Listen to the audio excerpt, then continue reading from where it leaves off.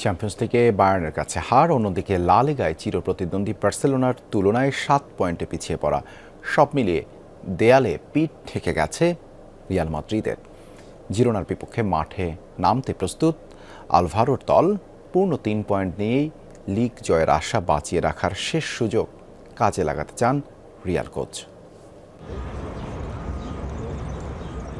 Santiago বার্নাবুতে এখন বিদায়ের সুর। গত সপ্তাহে 2-1 ব্যবধানে হার রিয়ালের শিরোপা স্বপ্নকে বড় ধাক্কা দিয়েছে। লিগে আর মাত্র 8টি ম্যাচ বাকি থাকতে টেবিল টপার বার্সেলোনার চেয়ে পরিষ্কার 7 পয়েন্ট পিছিয়ে আছে আরবেলোয়ার শিষ্যরা। জিরোনার বিপক্ষে 3 পয়েন্ট না পাওয়া মানেই লিগ শিরোপার লড়াই থেকে কার্যত ছিটকে যাওয়া। গাণিতিক সম্ভাবনা টিকিয়ে রাখতে জয়ের কোনো বিকল্প নেই রিয়ালের সামনে। লা লিগার টেবিল টপার বার্সার চেয়ে এত পিছিয়ে পড়া ভোগাচ্ছে মাদ্রিদের ক্লাবকে। এরপর মঙ্গলবার চ্যাম্পিয়ন্স লিগের কোয়ার্টার ফাইনালের প্রথম লেগে ঘরের মাঠে বায়ার্নের কাছে হার। 8 ম্যাচ বাকি থাকতে লিগ জয় এখন রিয়ালের জন্য এক পাহাড়সম চ্যালেঞ্জ। তবে হাল ছাড়তে নারাজ কোচ আলভারো আরবেলোয়া। তার পরবর্তী লক্ষ্য কেবলই পূর্ণ 3 পয়েন্ট। আমরা এখানে সির্ফ সময় নষ্ট করতে আসিনি। এটা ঠিক যে আমরা মিউনিকের ম্যাচটির জন্য অপেক্ষায় আছি, কিন্তু আমাদের ভুলে গেলে চলবে না রিয়াল মাদ্রিদ তার ইতিহাস গড়েছে বড় বড় চ্যালেঞ্জ জয় করি।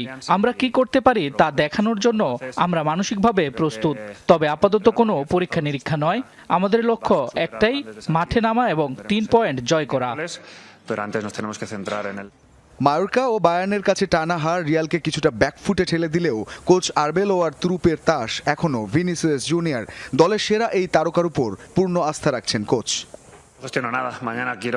ভিনিসিয়াস জুনিয়র সম্পর্কে আমার ধারণা আপনারা জানেন। আমি দায়িত্ব নেয়ার পর থেকে সে যে প্রতিভা দেখিয়েছে তা অতুলনীয়। আর যারা বার্নাবুর দোধ্বনিতে অভ্যস্ত নয় তাদের উদ্দেশ্যে বলবো, সুযোগ থাকলে আমি প্রতিটি ম্যাচ এই মাঠেই খেলতাম। বার্নাবুর দর্শকদের একাংশের দুয়োধ্বনি নিয়ে যে বিতর্ক চলছে তা উড়িয়ে দিয়ে আরবেলোয়া আগলে রাখছেন তার প্রিয় শিষ্যকে।